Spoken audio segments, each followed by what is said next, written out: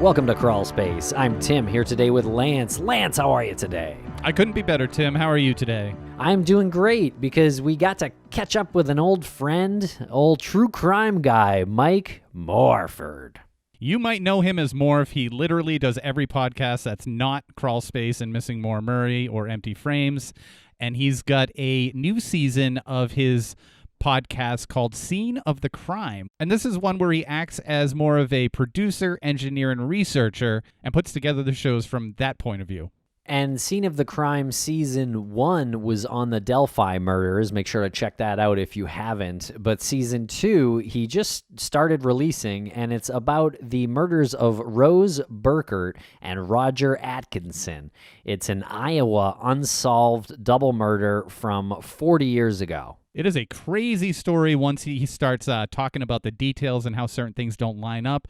Rose was 22, Roger was 32. It was seemingly like they were having an affair. They were murdered at the Amana Holiday Inn, and this was in Williamsburg, Iowa.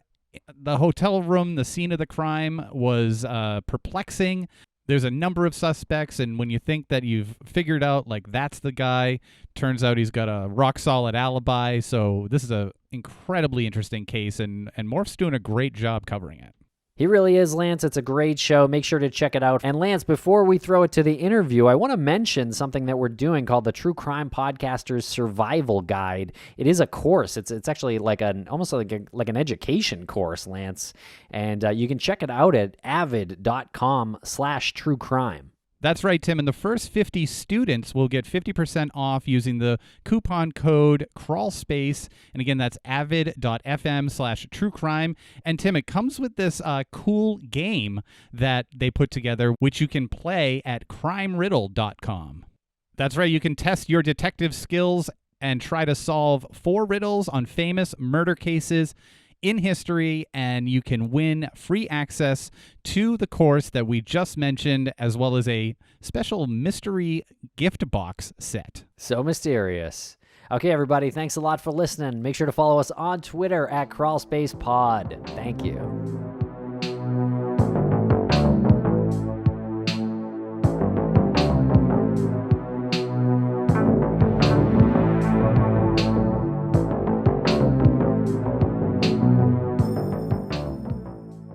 Welcome to the podcast, Mike Morford, the true crime guy. What's up? Hey, guys. Thanks for having me on.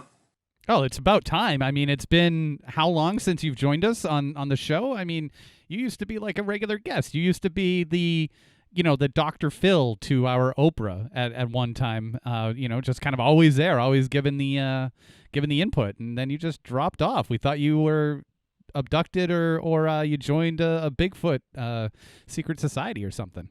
Because you guys have like all the shiny new toys that you play with, and you just kick the old has-been toys here to the curb.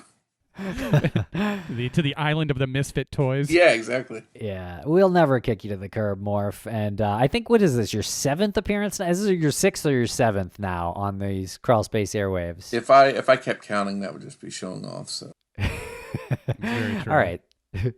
And you're here specifically this time to talk about some new seasons, new cases that you're doing on 2 of your many, many podcasts. Yeah, it just so happens that 2 shows that I work on have new seasons that launch this week. The first of which is Scene of the Crime Season 2 launches tomorrow. We're recording this on the 13th. It launches on October 14th, and Season 3 of 3 Men and a Mystery, that launched last week, actually. So 2 new seasons rolling. And John Lorden's, that scoundrel John Lorden, he's still on 3 Men and a Mystery with you, with Gray Hughes? Yeah, he's the glue that sort of keeps it all together. He keeps Gray and I in check and does all the technical wizardry that we do on the show. Now, is John Lorden, did he enter into a contract with the 2 of you for 3 Men and a Crime? After like Season 3, are you required to change the name to John Lorden and 2 other guys talk about crime? Or, I mean, is his name going to be associated with it on a higher level in upcoming seasons? No, he didn't let me read the contract. He just said, you're going to do this and you'll be here on this date. And then after that, I don't know. Now he's been he's a very organized person that really keeps us focused and keeps us on track. See, that's the thing. You trust him, and you'll just sign whatever he puts in front of you. Yeah, That's his ploy. Because I'm a little bit of a slacker when it comes to organization. I'm sort of haphazard, and I have a lot of stuff going on. It's hard to keep control of it. He's got this software that has everything organized and has everything right down to the minute, and I need a little bit of that focus in my life. Well, I am about to be struck dead by John Lorden because I believe I just misspoke and called it 3 Men and a Crime. It's 3 Men and a Mystery. So I've already angered the gods. Exactly. Now you're going to get a letter from John. Shit. I'll be looking forward to that letter, and I do apologize. 3 Men and a Mystery, which will later be called John Lorden Presents Two Guys Talking About a Mystery. Yes. But just imagine how well written that letter would be from John Lorden. We could go on. What case are you covering on that show? We're covering the case of a girl named Alison Waterson who disappeared in December of last year, and we were working with her mom to get it focused for the case and get attention on it, and hopefully spread the word that the case is unsolved. She's still missing. And then, unfortunately, she's since turned up deceased. Not that it's a big spoiler, but she turned up deceased, and there's a lot of questions surrounding what happened to her. And this was in the Pacific Northwest? Was this in Oregon? Yeah, Oregon. And how much communication had you done with the family before her body turned up? We had talked in a few. Well, Gray, I think, was talking to her a little bit, and then John and Gray and I had a conference with her, and she was very, very positive and hopeful that Alison was out there someplace, and we sort of were feeding off that, hoping the same thing, and then tragically, we got the alert that she had been found and she was dead. So that sort of threw us a curveball, which we're used to on that show because that happens like every season of that.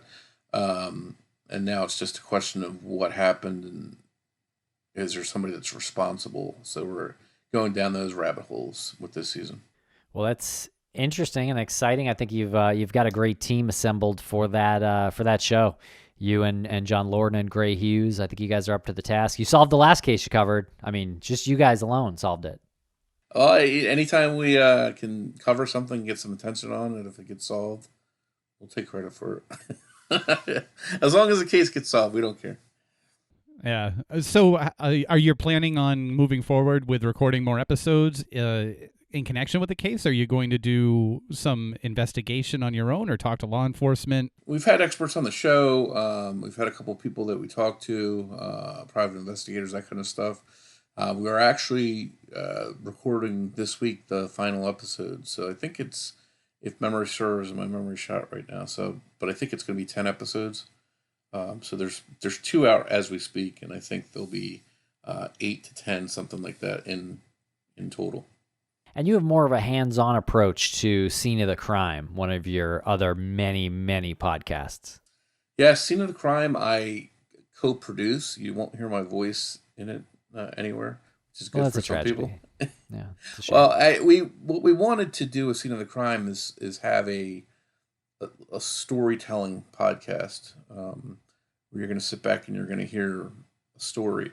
And there were a lot of people with better voices than me. So in season 2, we're actually excited that we have Jamie Rice from Murderish. She's our narrator, and she does a great job, and she's got one of the best voices, so we're really excited about that. And we talk to a lot of people, and the case that we'll talk about is really bonkers. And you talk about rabbit holes. This is a case that's filled with them. Well, I beg to differ on one of your points there. You said that people wouldn't want to be, there are other voices that people would rather hear. I beg to differ. That's completely inaccurate. What's it like, though, taking that step away from the microphone and more on a producer level and putting it in the hands of other people? Did you feel at first that you needed to be more in control, or were you okay with releasing some of that control? I like the idea of being part of a team that puts stuff together and assembles it, and not necessarily has my voice out there. And I think for the cases we cover, it helps to have a female's voice, a softer voice, something that puts people at ease while they're going down some really terrible details.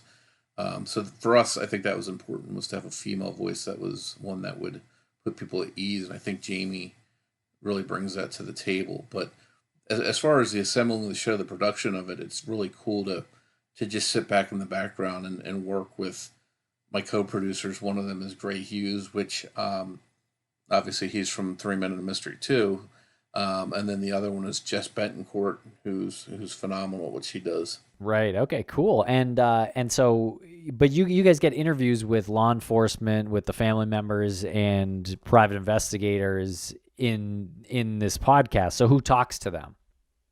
So usually, it can be any one of us. Traditionally, it's me, but sometimes Gray, if need be, will do that. But a lot of that I do, and I'll do that over 2 months probably in advance of the show. We'll do the interviews first and have them on standby early on, and then we'll edit them. But yeah, we talk to ex police that are involved in this case, current investigators. We talk to Paul Holes, who's like Mr. Popular True Crime. Everybody loves hearing from him. But then we really talk to family, friends, and even we get down into the weeds, and we talk to the hotel manager where this crime happened, the maid who found the bodies. We're hearing, rather than somebody just telling you what happened, you hear from the people themselves that are involved in it, which is one of the cool things that I like about it. Well, you're always breaking the mold when it comes to true crime podcasting, and just, your particular style and the way you approach the cases and the family members. Is there anything that's coming up that we can look forward to, or is there anything that's happened recently that you've kind of maybe looked at and said that stands out as like a career highlight for you, something that is bigger than the show that you're involved in, if that makes sense? I'm always looking for something different, something that really catches my attention, and maybe collaborations with people. So, I guess to your point, if there's something that comes along, I'm willing to look at it and see if it's something that would interest me in working on. Well, tell us a little bit about this case. Let's get some of these details, because this is a really compelling case. Yeah, so this case happens in September of 1980 in Iowa. And in season, let me just start over by saying in season 1 of Scene of the Crime, we covered the Delphi murders of Libby German and Abigail Williams, two sweet, innocent young girls that were out and about minding their own business, and they ran across somebody that was really horrible and did what they did to them. In season 2, we couldn't have any more of a different scenario. We're dealing with a man and a woman, Roger Atkison and Rose Burkert, who were hacked to death in a hotel room in Iowa. And when the police go there, they find them. It doesn't take them long to identify them, and come to find out that Roger and Rose are not married. Roger's married, but Rose isn't. So you start off right out of the gate with, okay, there's an affair going on here. So right away they start going down this sounds like a jealous lover, a jealous spouse. They go down that avenue. And keep in mind, this happens hours from their actual home. They drove a great distance to put distance between themselves, between them and people they knew, people that they might encounter. This was their own private getaway. Yet somehow they wound up getting murdered out here, and the crime is really grisly. It seems like there's some passion involved. There's clues we talk about that makes it seem like it could be someone close to them that's jealous. It's a crime of passion, but there's a lot of stuff pointing that it could be a serial killer. There's multiple serial killers that actually come to the forefront. And at the end of the day, it's a bonkers mystery. This is something straight out of a crime novel. How did you first hear about this? Because it is a bit obscure, right? It is a rather obscure case. We covered it on criminology, and after doing an hour episode on criminology, I said there's a lot to this case, and I want to revisit that at some point in an expanded version. And I stayed in touch with the sheriff, Sheriff Rob Rotter, out of Iowa, that's handling the case, and he and I talked and sort of stayed close. And then I said, if down the road I'd like to do something more in depth on this, would you be open to sharing your files and sharing what you have? And he says, yeah. He says, we want to solve this case, so we're gonna take an approach where we lay out our stuff, what we have. And then it just so happened too that Paul Holes launched his TV show, The DNA of Murder, and this was a case that I had suggested for Oxygen to do, for Paul to take on, because I really thought he could help this case, and he did tackle this case in his first episode. It was like a 90-minute episode for the show, and Paul said he could have done a 6-hour episode out of it. There's so much to it, which is what we found, and it's going to be 11 or 12 episodes in total. Wow, good for you. So you not only brought the attention to law enforcement, you've actually communicated with them in Iowa, and they're open to sharing their case file with you, but you also brought it to the public attention by facilitating the arrangement with Paul Holes and Oxygen. Yeah, they were looking for cases that Paul could help with if there's DNA involved, and that was a case that I felt he could definitely help with. And when he jumped into it and decided to do it on his show, I felt that was going to help get it some attention that it needed, and it sort of blew up a little bit in interest-wise after that. But again, Paul said we could have done a 6-hour show out of it. We just barely scratched the surface. And I said, well, let's do that 6-hour one that Paul wanted to do. We're going to do that on a podcast. And that's what we did. And again, thanks to Sheriff Rotter, he opened up his shelves to us. Here's what we've got, sort of a look through our stuff and tell the story. And that's what we've done. And it's really, really detailed, in depth. There's a lot of twists and turns, countless suspects and people of interest. Did anything come from the DNA? Yeah, so there is DNA work. Paul had, on his show, if anyone watched that episode, he had concluded that he felt that there's a serial killer that was responsible for the murders. There is a piece of DNA evidence. It's from a towel in the bathroom that somebody wiped off. That DNA, it's not enough to do full genealogy on, but it's enough to rule out suspects. And it was compared to the serial killer, Esparza was his name. It's compared to his, and it didn't match.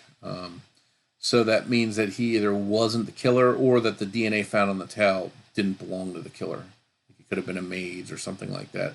So we have that going, where there's DNA evidence, but it's not enough to just throw in a database someplace and do family tree work on it.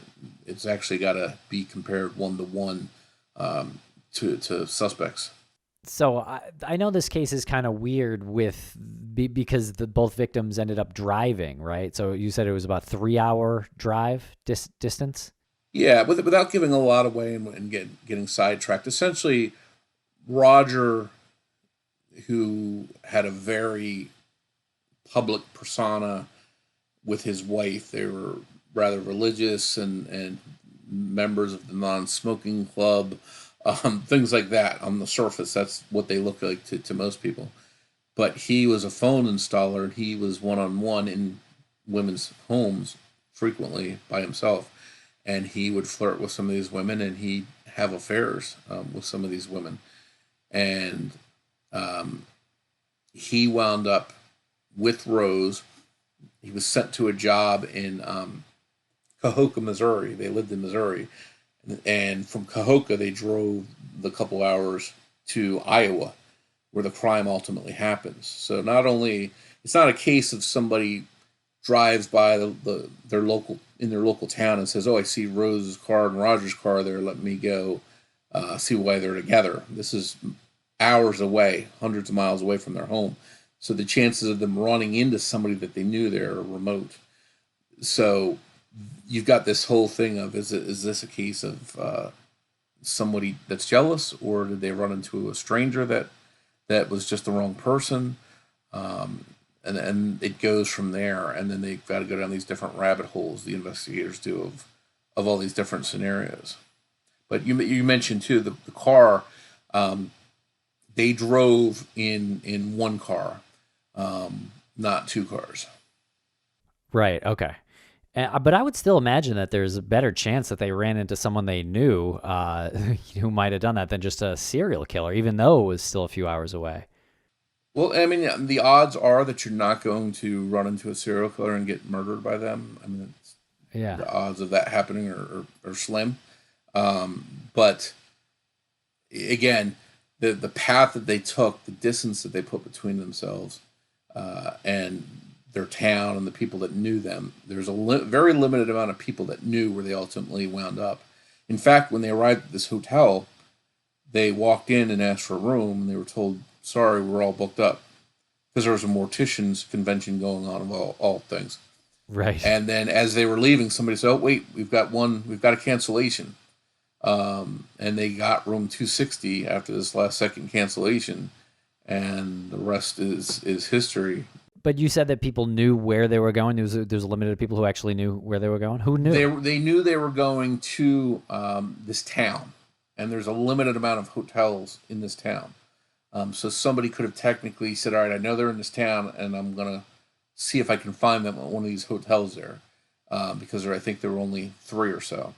But it's not like they had it booked in advance that they had a room reserved at this hotel. They almost didn't get a room there at all. So they drove from this other place in Missouri to there, and somehow barely got a room there. So any kind of advanced knowledge that they're going to be in this room at that hotel sort of goes out the window. But there were people that knew they were in this area at one of the hotels. She did call home to someone that was babysitting her daughter to say, "I'm at this hotel if you need to reach me." So it opens up the possibility that someone got the knowledge of which specific hotel room they were in. And again, without giving too much away, there's evidence that someone called there looking for them at the hotel and said, "Do you have a couple by this name staying there?" And they may have found them that way. If you're the police and you're investigating this case, there's just so many avenues to go down with, and so many different people that had motives. That's the crazy thing. That's what makes me think that it's probably not a serial killer. I'm surprised that Paul Holes concluded that. I'd like to ask why. Well, I guess it could be a question that sort of links in with that. How intense was that initial investigation back in 1980? I know they received a lot of phone calls, a lot of tips in the subsequent days. And how much of that kind of carries over to today? Was there anything that's stuck? Is there anybody that they never really ruled out? They did a good job.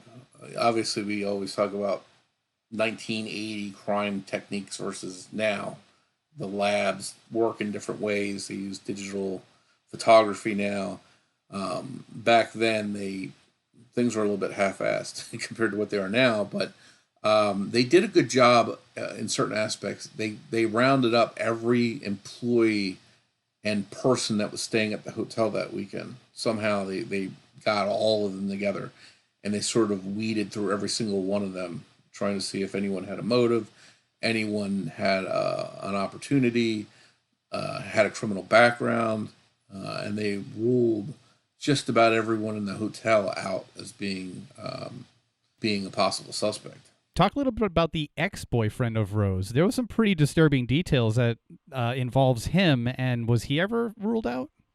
Yeah, so Rose had an ex-boyfriend. named Dan, and he was one of those hands-on, clingy people that a lot of people witnessed him being very possessive and maybe a little bit dangerous and making threats, and there were some issues with a little bit of handsiness, possible domestic abuse. But when Rose broke up with this guy, she started getting notes on her car. She started feeling someone was watching her. Her dog turned up dead in her yard. There's some mixed back and forth between whether the dog was how the dog was killed. But there's a lot of just weird stuff surrounding that seemed to point like this guy could be involved. And to make it worse, she told everyone that she knew, if something happens to me, it's this guy. So right away, police are zoned in on him. But the only thing was he had an airtight alibi. He was in Missouri working and verified to be there during the time of the murders. I mean, there's people that were working on some kind of assembly line right next to him during the time in question. But he... Well, that would be the first time someone covered for someone if it was him, so... they didn't just take that for an answer. They did. I think they polygraphed him and DNA tested him.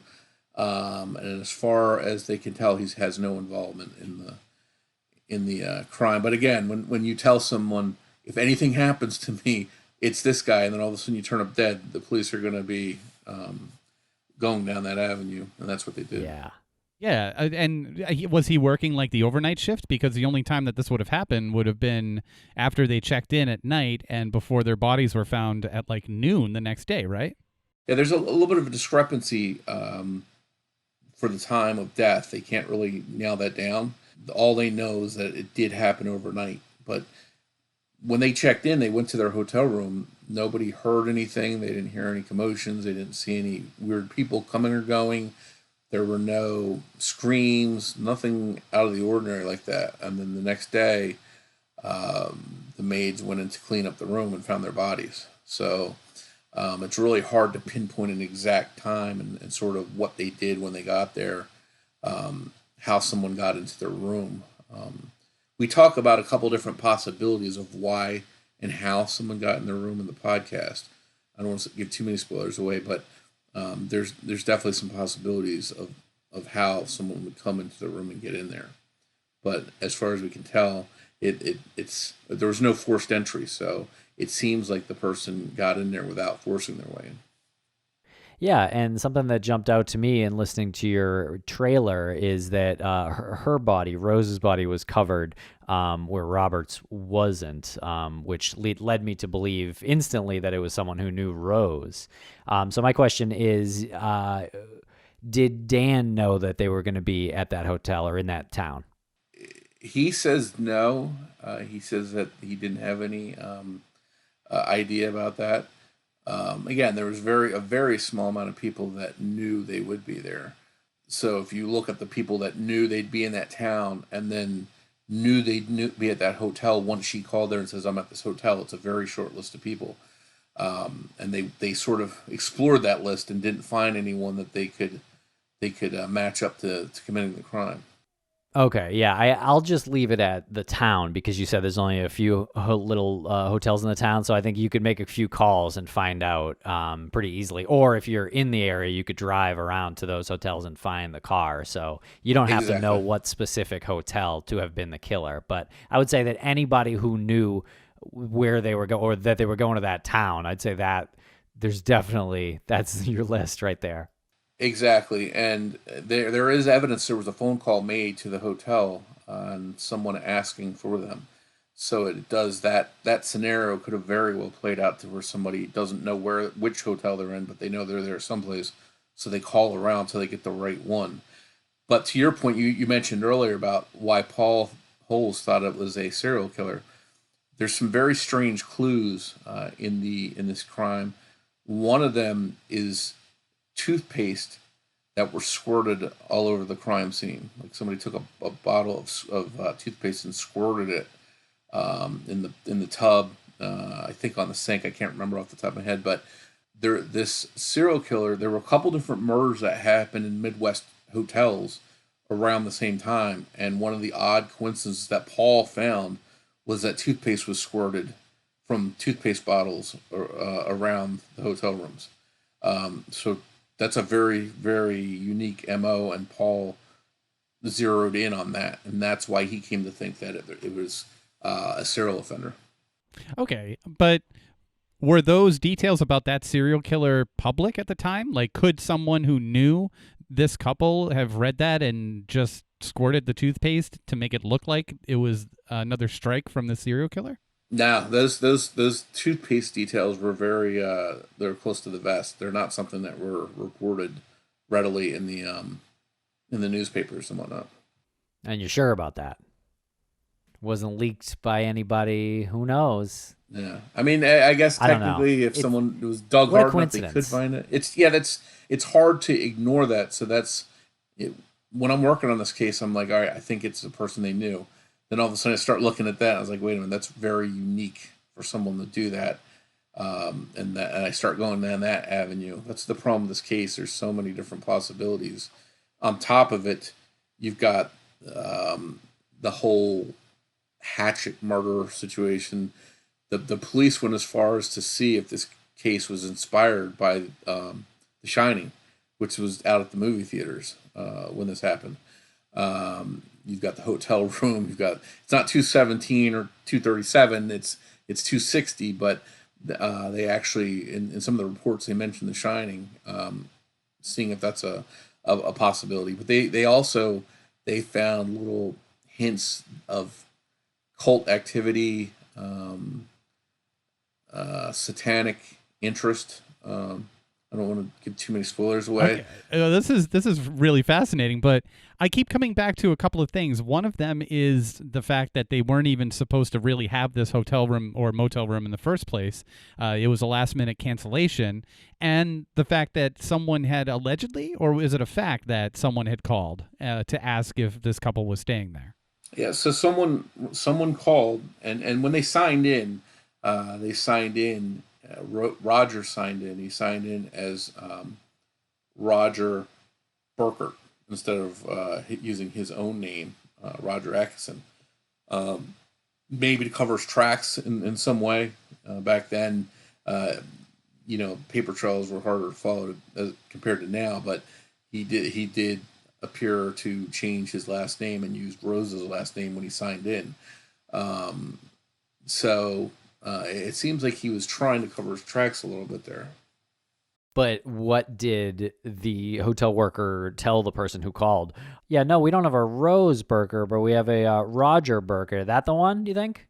He's like, yeah, room 260. It's something along those lines. And it was more along the lines of, do you have a Burkert there? And she's like, Burkert, we don't have any Burkerts here. And the person corrected them and said, no, Burkert. And she looked it up and said, yes, we do. Let me put your call through. She actually went under hypnosis to recall the conversation more in depth. So they really did not leave any stones unturned. They put her under hypnosis, and she remembered saying the person asking for Burkert, she thought they asked for Burkhart, and the person corrected them. It was a man and said Burkert. And she said, yes, we do. She put the call through. There's no indication. She said, yes, they're in room 260. From what we understand, privacy-wise, they wouldn't have given a room out like that to someone. But they put the call through, and they don't know what happened with the conversation, but the call got put through. Yeah, it doesn't always mean someone followed the rules, right? Yeah. Now, was this a hotel or a motel? We had a little bit of debate on what that actually is, a hotel versus a motel. It's I think it's be classified as a hotel. I mean, it had some amenities. It was Had a room. It had a restaurant. It had some kind of conference room, and it had like 150 rooms. So I think it was more of a hotel. It was a pretty big place. It was. Sorry, the doors to the rooms were not accessible from the parking lot? Yeah, so the room itself was hard to get to. It was on the innermost part of the hotel. although there were access doors where someone could walk out, the kind where you don't want to lug all your stuff from the car to the all the way through the hotel when you can just go out the door and your car's parked right there. There were a couple doors like that, but still, the way that the hotel was laid out, it was like a maze, and this room was the hardest one to get to and the most isolated. But there were doors close by that the person could have escaped as soon as they committed the crime. They could have went out one of those doors. Sure, because sure. they would have been covered in blood, no doubt. So to walk down through the front desk area would probably raise some suspicion. Yeah, I'm more curious with how they got in there. And now I'm starting to think that they were in there waiting for them, perhaps, that they didn't break in. There was no forced entry. It was a cancellation, so maybe they figured out a way where they could get a card and get in the room, or actually there probably wasn't a card back then. It's probably a key. It was a key. But the possibility that they might have been in there waiting crossed my mind. Did the couple go out for dinner, or did they leave the room at any time? And also, were they killed in their bed while they were sleeping? Is that the indication? So the evidence seems to be that they were awake and were laying in bed. Now, this is interesting. Roger was in his underwear, and Rose was fully dressed. Because she got up to open the door. Possibly, or there's evidence that she moved her car from a illegal parking spot and then came back in. So she could have met someone or let them in, walked down and said, okay, I'll come down and meet you, I'll bring you up. And then she met whoever it was, or they followed her in and forced their way in behind her when she came back from moving her car. There's a lot of unknown variables, but what's clear is that the person seems to have held them both in bed and talked to them for quite a while. They rifled through Roger's wallet. There were pictures torn up. Some other, there's a little bit of money missing, not much, but, and then they just out of the blue just attacked them. But what's strange is Roger seemed to have been attacked first. And if you're Rose and somebody's hitting him with an axe, you think you would get up and start screaming and run towards the door. That never happened. She laid there as well and just stayed still while these hatchet blows came down on her. Nobody reported hearing anything. How do we know that, the order of events? Well, there were a good amount of people in the surrounding rooms because everything's sold out, so the rooms were fully booked. And the people that were in the rooms closest and in the hallway, they sort of built a timeline of what they saw, when they saw, if they heard anything. And there's just no reports of anyone hearing or seeing anything unusual. If you heard a blood-curdling scream going on in the room next to you, you might call the desk and say, hey, something's going on over there. Nothing like that happened. So it's a real mystery what happened in that room once they were in there. Very, very, very interesting. Could it be that, or has it crossed your mind that perhaps whatever sent Rose out of the room was basically a trap? So they were waiting for Rose to leave the room. They somehow got in the room. I don't know how they would have done that without forcing the entry unless they got a key from the front desk saying that they were, maybe they conned a key out of somebody. I don't know. But was there any chance that he might have been killed and then Rose came in on the scene and maybe was struck upon entering the room? The police have explored all these possibilities, and unfortunately, there's just no way to rule most of them out. There is some evidence that she did go down, move her car from a spot, and then whether she was down there and met someone willingly and they came back with her, or they just followed her and as she went into the room, they pushed in behind her. There's just so many unknown things. I can tell you this, that the police went as far as to find everyone that had stayed in that room the previous year, track them down to see if they might have had a key and check them out to see if someone had a key that could have gotten in there. As a matter of fact, there was a guy that was busted. He was a serial hotel room burglar, and he had like lots and lots of keys for hotel chains down there, and he was active down there. They actually checked him out and ruled him out just to make sure he couldn't have been involved. That it was someone that a robbery got wrong or something like that, and he was ruled out as well. Well, that's pretty interesting. Let me ask you again about Dan. You mentioned Dan's DNA was tested. When was that? And like, was that, in the 90s, or was that anytime recently? And where is Dan now? Is he still around? And what kind of legal trouble has he gotten into since then? Dan is around. He actually reached out to us and said, at our invite, that he didn't want to take part in the podcast. That No he had kidding. said that he had said everything that he has to say, and he didn't have any interest in doing the podcast. Shocked. But again, as far as police that we've learned, they fully checked him out. He was the number one suspect, obviously, because she said, if anything happens to me, check this guy out. He was the first one checked out, but he's been cooperative. He did give DNA. Again, I don't know the exact time when he did that, but it was written more recently, since DNA has been at the forefront of everything, I think. And his alibi checked out, his work. Between all of that, I think lie detector test, I think he took. So I think as overall, that stuff combined sort of ruled him out. Short of him paying someone to do it or something, we even talk about that a little bit. Could someone he had someone do it, even going that far? Short of that, it would be very hard for him to be the killer. It's very baffling because it's taking everything in me to not say that it was him. It's just a matter of figuring out how he did it, whether he's convinced himself he didn't do it. He convinced himself how to pass a lie detector test, because it's really hard to imagine that these two people just happened to be in that room, which was not supposed to be theirs. It was a cancellation, and some other person not connected to them had went on like a kill rampage in that one room, and they were having an affair, and he allegedly butchered her dog, and she said, if anything happens to me, it's this guy. It's so hard to believe that it's not him. And Rose is only 22 as well. I just want to point that out. And there was a bit of an age difference there. He was 32, Roger, and Rose was 22. Mm-hmm. She's a single mom. She was starting a new job the following week, where he was married, and he had, there was some discussion that he wanted to divorce, but his wife, being very religious, really didn't want a divorce. So, and what's interesting is, in these kind of cases, usually it's someone close to the victims that's responsible. So when you look at everyone close to the victims, Roger's wife had an airtight alibi. But when you look at her inner circle of people, she had an uncle that was a serial killer who killed multiple people. There's a brother-in-law of Roger's that's got some shady stuff in his background.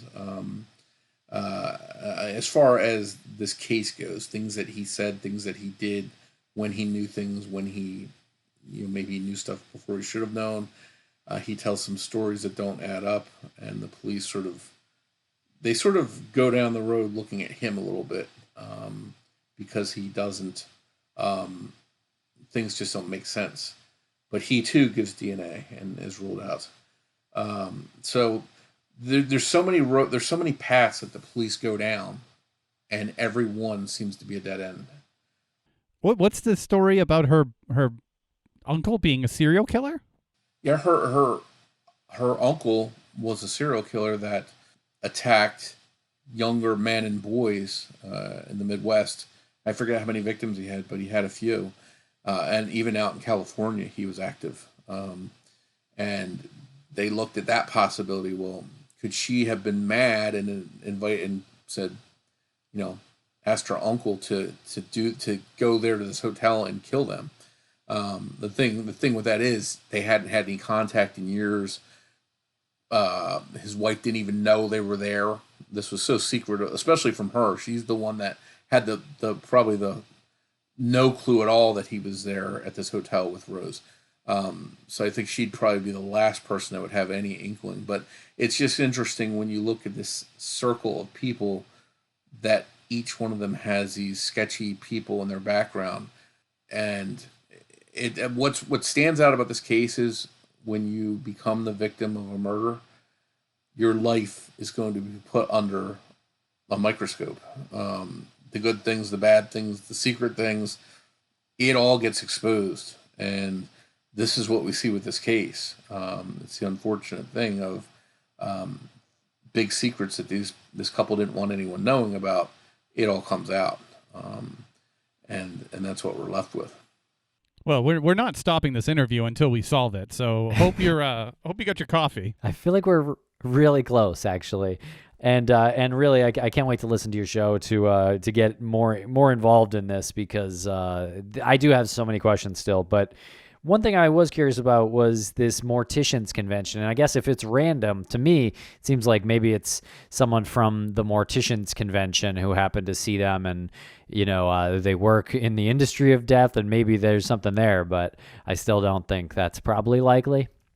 And how, like I said, this is something out of a crime novel. This sounds like an Agatha Christie, death at the Morticians Convention type of book. But they checked those people out, and no sign of any one of them being involved. They checked out their backgrounds, and they couldn't find anything. Everyone in that hotel, worker and guest, was checked. And there was a lot of people, I can tell you that. We went through a lot of names, and there's no one in there that they thought rose to the level of they could be involved. What about the detail that the killer at one point had his or her feet up on the desk and wrote on the mirror in the soap the word "this"? What's that about? Well, it's just another puzzle piece for the police to try and sift through. And they looked on the back of the mirror in the bathroom, and someone had written a message on the mirror in soap, and it said "this," and there was a more message, but it had been erased, and the only thing that was left visible was the word "this." So, was it some kind of taunt from the killer? Was it were they going to play some kind of game with the police and give them a clue? Were they going to say something like, "This is what you get when you steal somebody's husband"? I mean, it could have been anything. And then the other possibility is it could have been left there from the previous person that stayed there. They might have wrote on the door, and it somehow got missed. Although the housekeeper that found the bodies was pretty adamant that they cleaned all those areas in those mirrors every time they cleaned up, and that wouldn't have been left there. So it's likely that it was written by the killer. Just another fascinating piece. And you talk about putting your feet up on the thing. That it looks like somebody literally sat down, or Roger and Rose are laying in the bed, and just kicked their feet up and rifled through their stuff, and took pictures of out of Roger's wallet and tore them up, and took a little bit of cash. But if you're looking at it as, okay, this is a robbery, I'm going to take your cash, I'm going to be gone. Why sit there and spend time talking to them? Why tear up a picture? You just take the cash and the credit cards or whatever, and you get out. No, this was someone who was upset about an affair, about adultery, and considered it dirty. And I think that's probably the reason for the use of the soap. Well, that's interesting. That's an interesting point, because it was such a gruesome scene. Apparently, the killer did not have any concern with the sight of blood. And if they were going to write a message, if it wasn't that emotional crime of passion type message, I would imagine that they would do that in blood, right? There's a lot of blood there. If they're going to write a message on the wall, it seems really deliberate to use a bar of soap on the mirror that could be never found. Like someone could just simply wash that away and not realize it was there. Yeah, and there was also ground soap. Somebody had taken soap and stomped on it in the near the bed, near the hotel bed. So the sheriff shares the theory in one of the episodes that perhaps the person didn't know whether or not you could leave fingerprints on a bar of soap, and they didn't want to take any chances, and they threw the soap on the floor and stomped it so that there would be no fingerprints on it, which is as good a theory as I've heard. But that was another odd clue, just the soap jammed down, slammed on the ground, and stomped on. Just a lot of weird stuff overall. And then there's just the, you get the whole after the fact that that hotel room is cleared out for a while, and then they finally reopen it, and people start asking if they can stay in that room. You've got that whole vibe going on. The the maid told us the first time she went back in there, it was cold. And then she had to run out of there because it was, she just had this feeling of dread. So you get this whole ominous, I don't want to go paranormal, but you've got sort of that vibe going on. Yeah, you've got that kind of vibe going on as well. The heat was broken. I want to get back real quick to the message on the mirror. As much as I want to ask you more when you plan on going to that room for an on-site episode. But first, you said that there was another part of that message on the mirror that was erased, or they think that there was another part of the message. Was that before the word "this" or after the word "this"? After. Yeah, as far as I understand, as far as my memory goes, I think it was this, and then there was another part of the message, and they erased everything but this.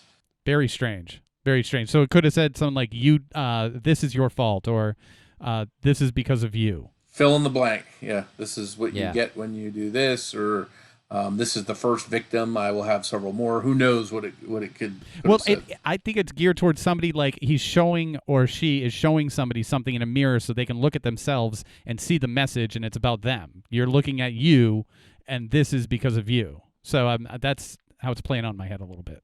Yeah, I think it's exactly, Lance. I think it's happening because of the affair in some way. And I think the soap incident happened before they were killed. And I'm not sure that the killer even knew that he was going to kill them until he decided to. And I think that's probably why there was no screaming. I think they probably, especially if it was the man, Roger, who was killed first, maybe Rose thought she still had a chance to not be murdered, even while the killer was killing Roger. And there's also the possibility maybe there's a second killer there holding them at gunpoint, saying, "Don't get up, don't move," and one of them starts hacking, and there's no option to get up and go because there's a second person there. We just don't know. I'm wondering if it's ever been considered that the hacking didn't really take place immediately. Perhaps, like Tim was saying, the killer didn't know whether or not he or she was going to murder somebody that day, but maybe a move was made. Maybe Roger made a move, and Roger was knocked unconscious, and the killer's telling Rose, "Don't scream, like he's fine, don't scream." And maybe there's some physical altercations going on. He drags her into the bathroom, writes a message to her on the mirror and is showing it to her, and then he snaps, and then that's when the hacking starts. You can go down any number of different possibilities, and the problem is any one of them could be right because there's so little known about what went on in there. Morf, just say we're right. Stop it. You're right. You guys are right as always. Now, what's great about this case is that you get 100 different people to listen to it. They're going to come away with 100 different theories and 100 different ideas, and I think it was this person. I've literally been covering this case. I've been living this case more than I want to say for the last 6 months, and I'm so frustrated that I can't even decide whether it was a stranger or whether it was someone that knew them. It seems personal to me, but when we talk about the serial killer things, the things we talk about, the reason serial killers could be a possibility, they make sense based on what we talk about in regards to them. So that you can't discount that either. And I can only imagine how frustrated the police are because they've gone down so many rabbit holes with this case. There's no shortage. Again, it's like something out of a mystery novel. A hotel, a couple that's having an affair, a mortician's convention. It sounds like a movie. It sounds like you could just spin a movie right off of that and add any kind of weird twist you want. And that's what happens in this case. There's all kinds of weird twist, from Satanism mentions to cult mentions to stalker ex-boyfriends, dead dogs being found, any number of different things. But and you just to touch on your point too, you were talking a little bit about the possibility that they were Roger was possibly knocked out. He was actually putting his hands on the back of his head while he was getting hit with the axe. So he was awake while he was getting hit, and he actually lost some fingers during it. So there's no doubt that Rose would see this happening, and she apparently was the second victim, so the second one to be attacked. Rose was hit, Roger was hit, I think 6 or 7 times. I can't remember the exact amount, but she was hit more. Rose was hit more. So when you say Roger or Rose was hit more and she was covered up a little bit with a blanket, does that mean that the killer cared for her in some manner and was trying to show her some kind of respect by covering her up? Maybe she's the intended victim, but then at the same time, Roger, he's known to have several affairs with women. Any one of the people he had an affair with or their spouses could have found out about it. They could be someone that were seeking revenge against Roger. So there's no way to really pinpoint if they were both someone intended to kill both of them. That's true. I think by rule of thumb, if the victim is covered, I think the general thought is that the victim was known to the killer. And that's why that was another reason they thought, all right, this appears to be someone that is close to them. But the problem is when they go searching down everyone that's close to them and just work their way out, there's no one. Everyone's passing polygraph tests. The people that aren't passing polygraph tests. Yeah, I don't want to hear about polygraphs. Get out of here with polygraphs. I want some more DNA testing at Dan. That's what I want. I mean, he was definitely high on the list and the first person they really put a magnifying glass on and looked closely at. Yeah, I mean, she was being stalked by him. That's kind of shocking that they haven't been able to get evidence on this guy. But maybe it wasn't him. Maybe I'm being too harsh. I think sometimes the most logical thing makes the most sense. But then there's the cases where the most logical thing is not at all what's going on here. In this case, is like everywhere in between. There's so many people with reasons and motives, and in the end, it could just be a stranger that they randomly ran into. It was Dan's kid too that he had with Rose? No, this was her daughter from a previous relationship. Okay, and what about that guy? Yeah, he wasn't in her life at all, so he wasn't really part of their lives. But they did check him out, and he had nothing that they could find that would show he was involved. I just have one more quick question. When you reached out to Dan, was it via email, or how did you manage to do that? And I just wrote a letter to him. I said, "Hey, we're making this podcast, and we're going to be talking." Handwritten letter. I've not written. I typed it and printed it out and mailed it because he probably wouldn't be able to read my writing. But I just invited him. I said, "Look, we're going to be doing this case." I sent letters out to everyone that I knew was on this list that I tracked down, and I said, "We're going to be doing this podcast. We'd like to have you on as a guest if you're willing." Some people didn't reply at all. Dan took the time to reply and say, "Sorry, I've talked about this enough. I don't think there's anything else I can add to it." So he did respond. He just declined to come on. Did he respond with another letter? He wrote a letter back, yeah. Did he write it in soap? No, it was in ink. If anybody wrote something to me in soap in this case, I'd be turning that over to Sheriff Rotter. But are you turning over the envelope with the sealed flap with some saliva, some DNA from the saliva to law enforcement? I can't discuss that. Okay. Yeah, you've got yourself another heck of a mystery, Mike Morford, true crime guy. And I wish you the best of luck. I hope you hear from Dan again. I'm sorry if we're too hard on him in this. But I mean, a lot of things do make him seem like the most suspicious avenue of investigation from where we're sitting. But hey, we're not in Iowa, and this ain't 40 years ago. Yeah, it's like I said, it's a crazy case, and I think if people listen, they're going to be aggravated and stressed the way I am about what happened, and you start going down one road, and then all of a sudden you're going back the other direction. It is super aggravating. I mean, I started this episode off in a very good mood. I was fantastic, and now I'm just very, very confused about the whole thing.